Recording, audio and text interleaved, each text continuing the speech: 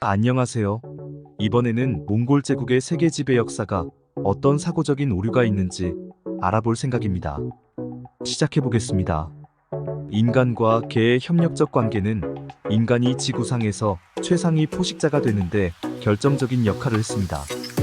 사냥에서는 개의 능력이 인간의 사냥 효율을 크게 향상했고, 정착 생활에서는 가축과 마을을 보호하는 보안 역할을 수행함으로써 중요한 역할을 했습니다. 또한 개와의 상호작용은 인간에게 정서적 안정감을 제공하고 사회적 유대감을 강화하는 데에도 기여했습니다. 이러한 협력적 관계는 인간이 자연환경을 보다 효과적으로 이용하고 생존 전략을 발전시키며 사회적 복잡성을 증가시키는 데 중요한 역할을 했습니다.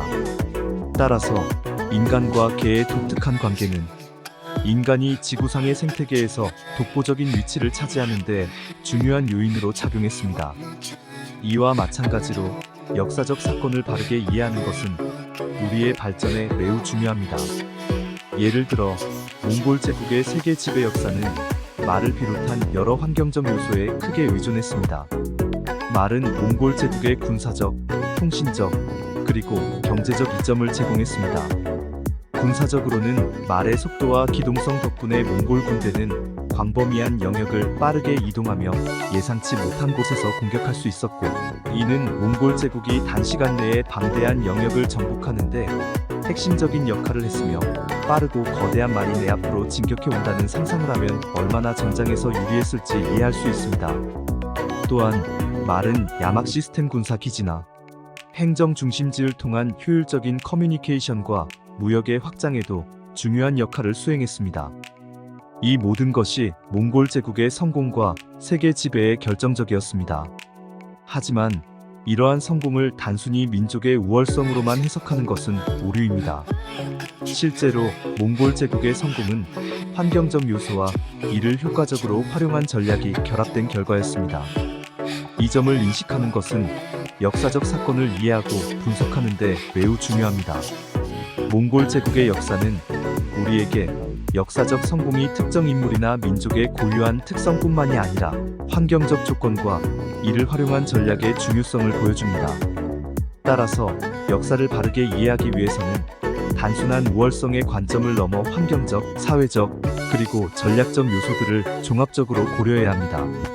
이러한 균형 잡힌 접근 방식은 우리가 과거를 통해 미래의 발전 방향을 모색하는 데 도움이 될 것입니다. 몽골 제국의 역사를 통해 우리는 역사적 사건의 다양한 요인을 이해하고 그것들이 어떻게 상호작용하는지 배울 수 있습니다. 이러한 이해는 인간 사회의 발전에 더 유리한 방향을 제시할 것입니다. 인간과 개의 관계에서 볼 수 있듯이 인간의 역사는 단순히 인간의 노력만으로 이루어진 것이 아닙니다. 자연과의 상호작용, 동물과의 협력, 그리고 이를 통한 생존 전략의 발전이 인간 사회의 복잡성과 발전에 큰 영향을 미쳤습니다. 마찬가지로 몽골 제국의 역사는 환경적 요소와 전략적 결정이 어떻게 역사적 진행에 중요한 역할을 했는지를 보여줍니다. 이를 통해 우리는 역사를 단편적이거나 단순한 인물의 업적으로 보는 것이 아니라 더 넓은 시각에서 다양한 요소들이 어떻게 상호작용하며 역사적 사건을 형성하는지를 이해해야 함을 깨달을 수 있습니다. 이러한 시각은 우리가 과거를 보다 정확하게 이해하고 현재의 문제를 해결하며 미래를 계획하는 데 있어 보다 통합적이고 전략적인 접근을 가능하게 합니다. 역사적 사건과 인간 사회의 발전을 이해하는 데 있어 환경적, 사회적, 전략적 요소의 중요성을 인식하는 것은 우리가 과거의 교훈을 배우고 현재의 도전을 극복하며 미래를 위한 더 나은 전략을 수립하는 데 중요합니다.